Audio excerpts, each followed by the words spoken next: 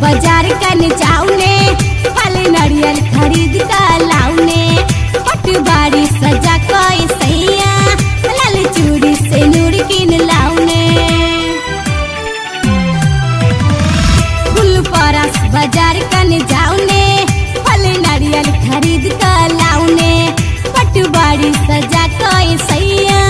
लाल चूड़ी से नूर किन लाउने लाल चूड़ी से नूर किन लाउने चुनरी मंगाए दिया ने अकोटा लगवाए दिया ने ये चुनरी मंगाए दिया ने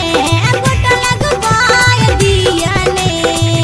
हम मैया के चुनरी चढ़े बे करब गारी कोनो धराए दिया ने हम मैया के चुनरी चढ़े बे करब गारी कोनो धराए दिया ने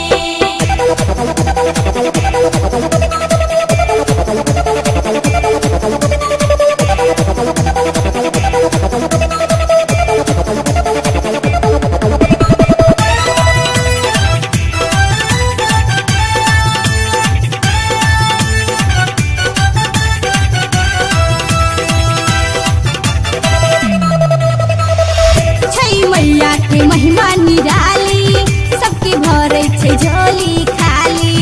मनोरथ पूरा बैठे मैया जे आबै छे बनका सवाली छई मैया के महिमा निराली सबके भरे छे झोली खाली मनोरथ पूरा बैठे मैया जे आबै छे बनका सवाली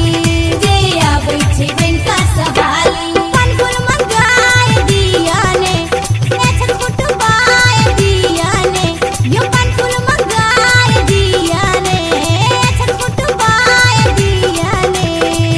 हम मैया के कोई छा भर दे करब गारी कोनो धराए दिया ने हम मैया के कोई छा भर दे करब गारी कोनो धराए दिया ने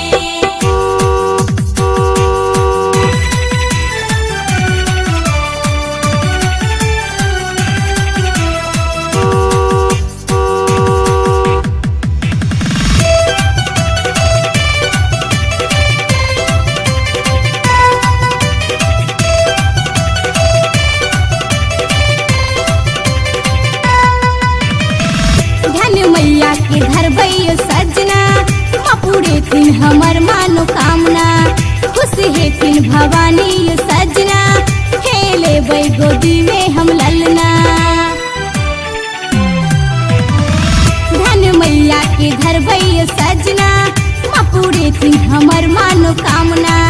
खुश हेथिन भवानी यो सजना खेले बै गोदी में हम ललना खेले बै गोदी में हम ललना